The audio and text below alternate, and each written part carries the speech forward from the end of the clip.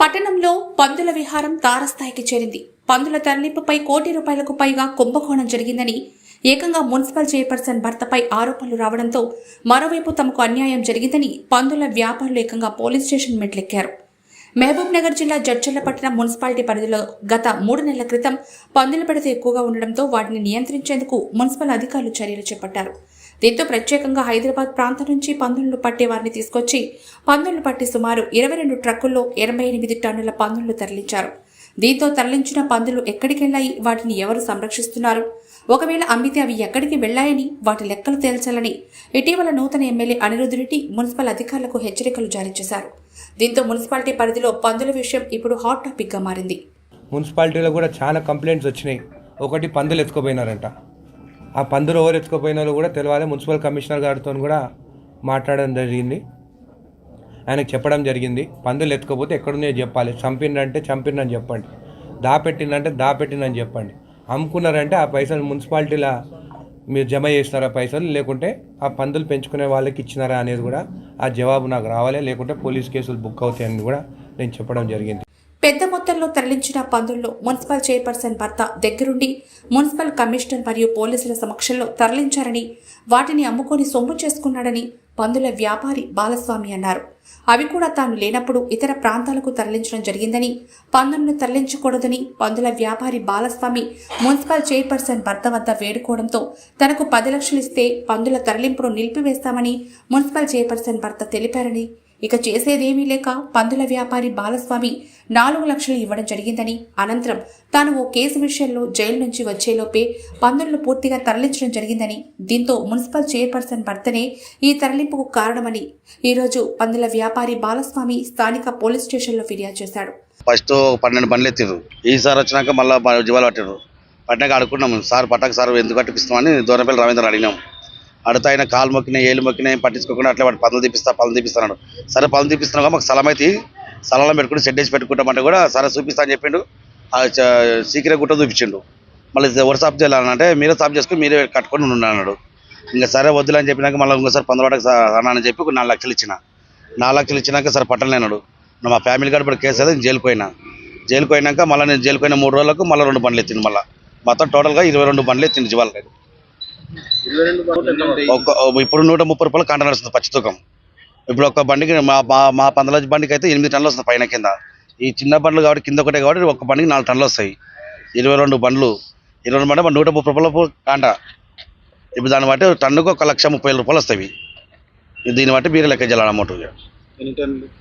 మొత్తం 80 టన్నుల పైన పోయినాయి. మరోవైపు మున్సిపల్ కార్యాలయంలోని మున్సిపల్ చైర్పర్సన్ లక్ష్మి తన పాలకవర్గంతో ప్రత్యేక సమావేశం నిర్వహించి పందుల తరలింపుపై తమకు ఎలాంటి సంబంధం లేదని, వాటికి సంబంధించిన వారి సమక్షంలోనే పందులను తరలించడం జరిగిందని, దీంతో తమకు పాలకవర్గానికి ఎలాంటి సంబంధం లేదని మాట జారవేస్తూ తప్పుకున్నారు. పందుల సమస్య జడ్చర్ల ప్రజల్లోన చాలా ఇబ్బందికరంగా ఉంది.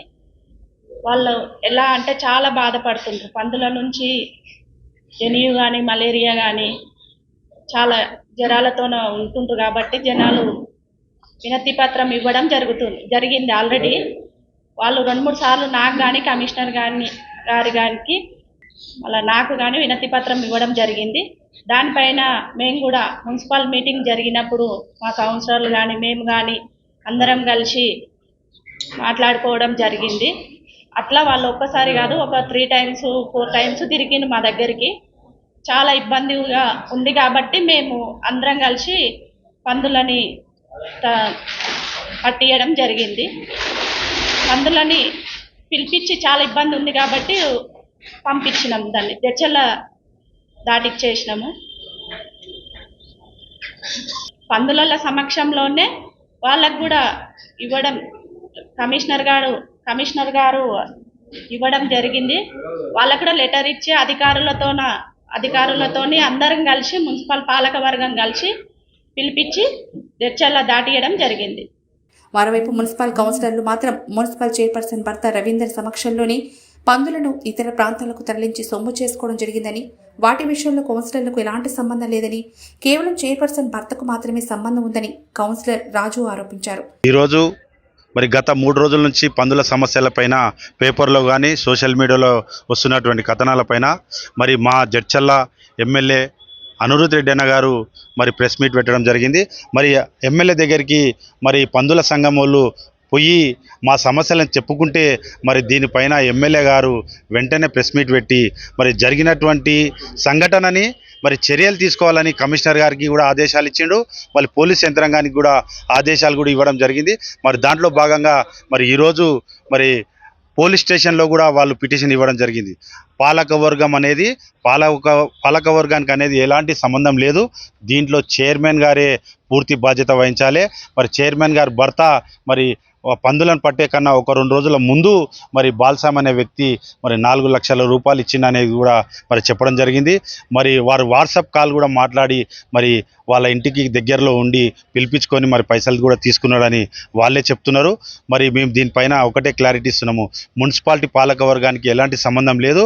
మరి పాలకవర్గానికి సంబంధం ఉన్నప్పుడు మరి గత సంవత్సరం కింద మేము అందరం కూడా పందుల వాళ్ళకు కూడా చెప్పి ముండోళ్ళకు కూడా అందరికీ పిలిపించి మరి పందులను తీసుకుపోవాలి, మరి ఎక్కడో ఒక దిక్కు వదిలించుకోండి అని కూడా చెప్పడం జరిగింది. దాంట్లో భాగంగా అది ఎప్పుడు అయిపోయింది. మరి మొన్న 3 నెలల కింద జరిగినటువంటి సంఘటన మరి పాలకవర్గానికి ఎలాంటి సంబంధం లేదు. మరి సంబంధం ఉంటే మరి కౌన్సిలర్లు చెప్పుకోవాలి. మరి నేను ఒక కౌన్సిలర్గా ప్రతిపక్షంలో ఉన్నప్పుడు మరి మేము కూడా దీనిపైన ఎక్కువ పోరాటం చేయడం జరిగింది. మరి మొన్న జరిగిన సంఘటన మాత్రం మాకెవరికి కూడా తెలియదు. మరి చైర్మన్ గారే దీనికి పూర్తి బాధ్యత వహించాలి, చైర్మన్ గారే దీనికి సమాధానం చెప్పాలి. కానీ పాలకవర్గం పైన దొబ్బితే మాత్రం ఎవరు కూడా పాలకవర్గంలో ఉన్నటువంటి కౌన్సిలర్స్ కానీ మరి ఉన్నవాళ్ళు ఉంటారు, వ్యతిరేకించే వాళ్ళు వ్యతిరేకిస్తారు. దాంట్లో మేము జోక్యం చేసుకోము. మేము మాత్రము పాలకవర్గం తెలియదనే చెప్తున్నాము. అది చైర్మనే పూర్తి బాధ్యత వహించి దీనికి చర్యలు తీసుకోవాల్సిన బాధ్యత పోలీస్ యంత్రాంగాన్ని. మరి దీనిపైన తగు న్యాయం చేయాలని మేము డిమాండ్ చేస్తున్నాము. మరోవైపు పందుల తరలింపు విషయంలో తమకు ఎవరూ ఆదేశాలు ఇవ్వలేదని, పట్టణం నుంచి పందుల తరలింపుకు తమకు ఎలాంటి సంబంధం లేదని మున్సిపల్ కమిషనర్ షేక్ మహమ్మద్ తిన్నగా జారుకున్నాడు. పందులను మున్సిపల్ నుండి తరలించాలని చెప్పేసి అది మున్సిపల్ ఆఫీస్ కానీ నాకు కానీ ఎటువంటి సంబంధం లేదు. నేను ఎటువంటి అఫీషియల్ లెటర్ కానీ ఎటువంటి ఇన్ఫర్మేషన్ కానీ కన్సర్న్ ఎస్హెచ్ఓకు, సిఐ గారికి కానీ పోలీస్ డిపార్ట్మెంట్ కానీ ఇవ్వడం జరగలేదు. నాకు తెలియదు. నాకు తెలియకుండా ఏం జరిగింది అనేది నాకు సంబంధించిన అంశం కాదు. పైన అభియోగాలు చేయలేదు మున్సిపల్ తరఫున అని చెప్పేసి అన్నారు. అందుకే అంటున్నాను, నేను అఫీషియల్గా మాత్రం నేనేం చేయలేదు, నేనేం రాయలేదు, ఎవరికేం నోటీస్ పంపలేదు. సిఐ గారికి కానీ నేను ప్రొటెక్షన్ కల్పించాను నేనేం చెప్పలేదు. నేను నోటీస్ ఇవ్వండి మరి ఎట్లా పోయిందో తెలియదు నాకు. అంటే జడ్చర్ల పందులు ఇప్పటివరకు లిఫ్ట్ చేయలేదు. అది నాకు సంబంధం లేని విషయం. నేను లిఫ్ట్ చేయలేదు. నేను ఎవరికి కూడా రాయింది అది నేనంటే చెప్పగలుగుతాను. ఏదేమైనా పట్టణంలో పందుల కుంభకోణంపై ఎవరికి వారే తమకు సంబంధం లేదంటూ ₹1 కోటి పైగా విలువైన పందులను తరలించిన విషయంలో మాత్రం ఇప్పటివరకు లెక్క తేలకపోవడంతో ప్రస్తుతం జడ్చర్ల పట్టణంలో పందుల విషయం హాట్ టాపిక్గా మారింది.